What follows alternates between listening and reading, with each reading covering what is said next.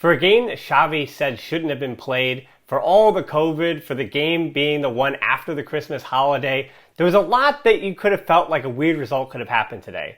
And this season, for Barcelona, all the times they've dropped points, especially on the road, a difficult place to play in Mallorca, we wouldn't have been surprised if Barca came away with 0 points. Yet, when all was said and done, all those new debuts, 2 to be exact, plus a bunch of other young players from Barça B, settled in and won 3 points for FC Barcelona in a 1-0 win. So let's talk about the young players. Let's talk about how this game shouldn't have happened, but still did. And let's talk about all the little things in between the veterans who impressed in the 5 headlines from Barcelona's 1-0 win against Mallorca. One is a cloud of COVID. Doesn't matter how you slice it, it still felt always like it was a weird game with way too many Barça B players or youth players, even from the Juvenil A level. And that's coming from me. Now, for those who watch the La Masia stuff or listen to the long-form podcasts I've done on a lot of the young players, it is jarring to see so many of them on the field at the same time. And the big reminder and the cloud that I think hung over that whole game, even though the Balearic Islands is a beautiful, beautiful place, that cloud that hung over was the fact that Barcelona were missing 10 players due to COVID, and that's not including the ones that were still injured like Memphis and Ansu and Pedri. I think the first moment when I said, oh, this is not the usual crew was when Piqué took that first free kick. And then I saw Frenkie de Jong go over to that corner flag. And to be honest with you, Frenkie de Jong, not that bad at a set-piece specialist, and something maybe to look forward to in the future. But all that said, Piqué and Frenkie de Jong taking those set pieces was a firm reminder. As I went down my head, I said, oh, no Ansu, no Memphis, no Dembele, but somebody's got to take him at the end of the day. And that's what this game felt like. And I hope that this is just a one-off game where Barcelona can get everybody back, everybody test negative, and then we go on, having this been that one outlier match when a bunch of players was missing. I hope that, and this goes for all games in all leagues around Europe and here in the US, I hope that this is not just a predecessor for things to come, as this crisis is going to continue on. It's been a pandemic for 2 years. It's no surprise to any of you. Let's move on to headline 2. 2 is Luuk de Jong, the man with the head. And as much as I say man with the head, it very much could have been the man with a sweet bicycle kick. Mallorca were defending very, very narrow. That was the key to this game. And I think for all the Galaxy branding and tactics I like to do, Mallorca were very, very tight. And they were going to say, hey, Mingueza, hey, Araujo, can you cross in to Luuk de Jong? And if that formula can beat us, we'll take the L. And you know what? That formula did beat Mallorca, and they did take the L because of Luuk de Jong, who now has 2 goals this season for FC Barcelona, while Ousmane Dembele, and all the money he's asking for, have 0, but that's not what we're talking about here. While Luuk de Jong did get that header, it could have been Araujo's because he was right behind him, though I think that ball might have gone to the head of Russo, if not for Luuk de Jong just rising up and finishing it at that back post. And I'm not sure about the positioning of the goalkeeper either, but I think Luuk and Culés in general will take that goal any day of the week. And it must be said though, Luuk de Jong, it's not like in another game, many of the games he's played this season, I mean he hasn't played that many, but for the ones he has featured in,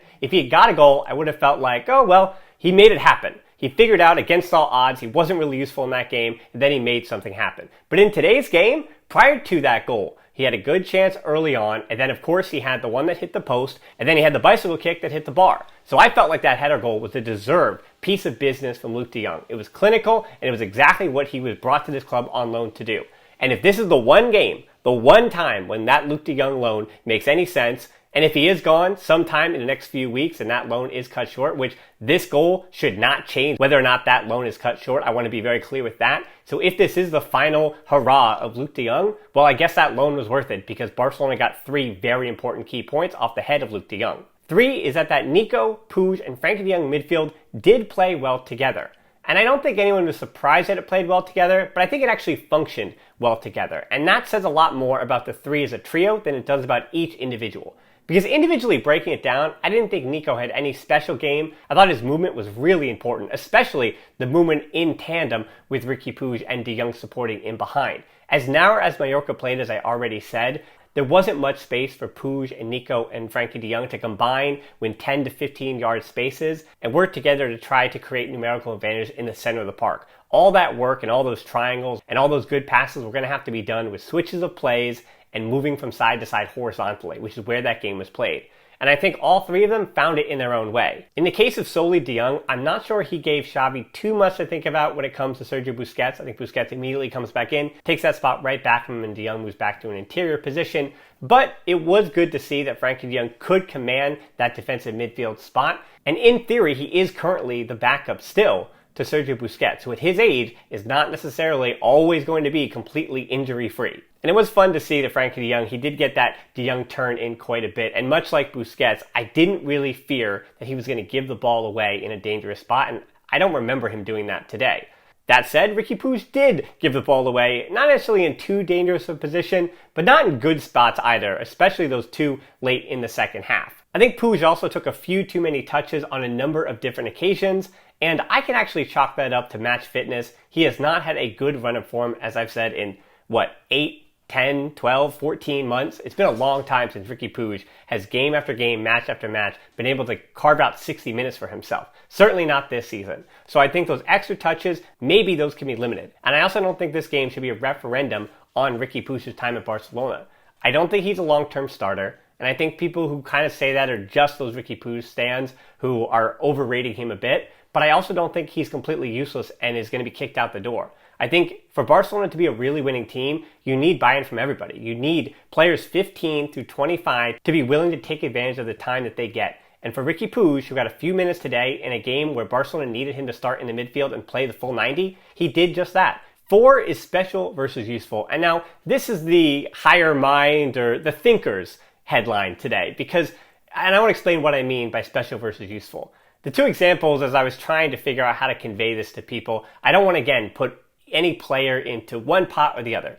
But think of Gerard Deulofeu, who was a special player all throughout La Masia. You could see the talent in his boots. And even when he came up to the first team occasionally, you give it to him, he'd get the ball, and you go, oh, this kid's got some speed, this kid's got some fervor, he could probably score some goals he did at youth level. And then on the other side, you have useful. Isaac Cuenca, back in the Pep Guardiola and all-conquering, treble-winning days, Isaac Cuenca was a fine squad player and very useful. Coming up from Barça B, he played not that many matches at all. I think it was less than 10 all-time for FC Barcelona. But in that one season, he played when he had to, did the role that Pep Guardiola asked him to do, supplied with, and Barcelona were a winning team. Which brings me to Luuk de Jong's two other forwards in this match, in Ilias Akhomach and Xuclà.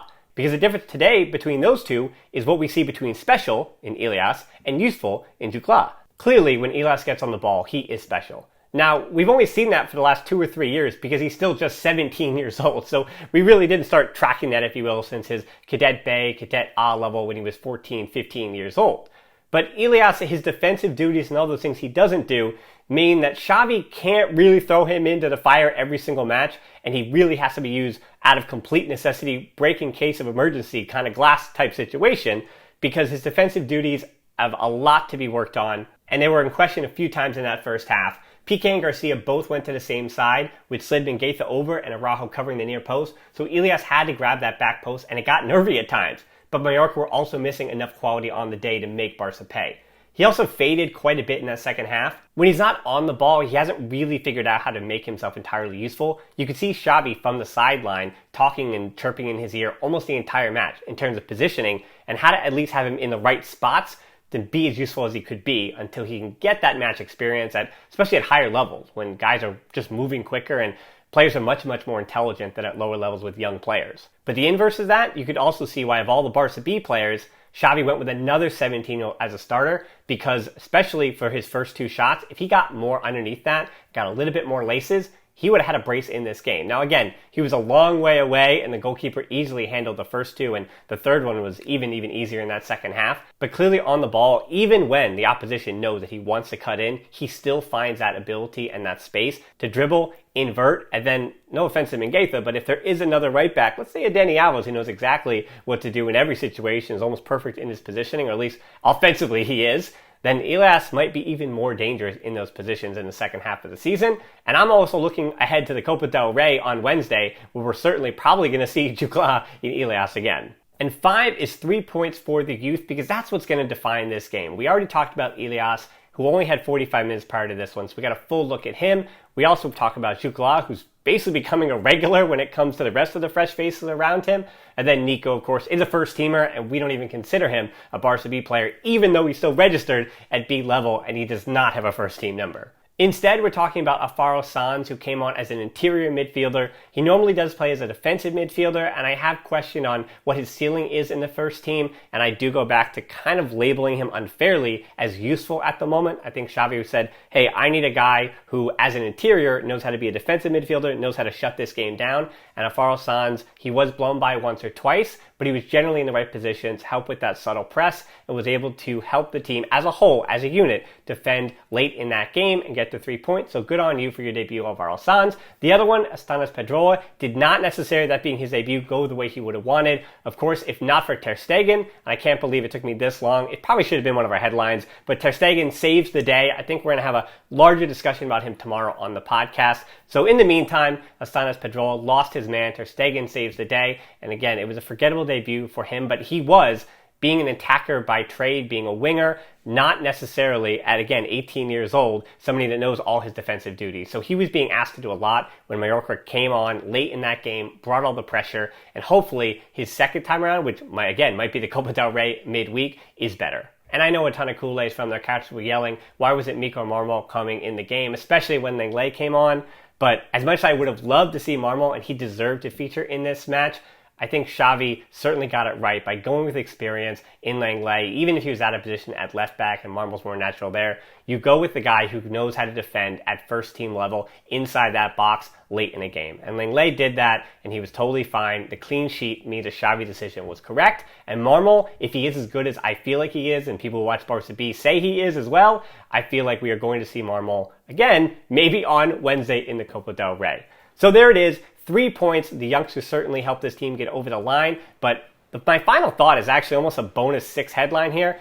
Gerard Piqué did not win man of the match, but if you had told me he was, the captain certainly deserved it. This is that moment where, as much as the youth was important to getting the 3 points, on the back of those few experienced players that are around, including and especially the captain in Piqué, today he won 10 of his 12 duels, which is an incredible mark. He was fantastic. And when the team as a whole, as young players do, dipped a little bit and faded in that second half, Piqué was better than ever. And especially that last 10 minutes, he was the best player on the field. Along with that Ter Stegen saved is why Barcelona got that clean sheet and why they're now at 5th place in the table. So thank you to Gerard Piqué. And thank you to always staying with me here. This is 2022. This is a new year. This is the year we get 10,000 subscribers. So if you can help me out, if you're not subscribed just yet, I know those percentages, so I know there's a good number of people aren't subscribed to the channel. So just hit that bell for notifications, as well as subscribe to the channel. Make sure you don't miss any of these videos, podcasts, all the different content we have here on the channel, including an explainer on Ferran Torres, where he came from and how he got to FC Barcelona. So check that out from earlier this week. And that'll do it. 1-0 win over Mallorca, 5th in the table. So as always, until next time, Forza Barça.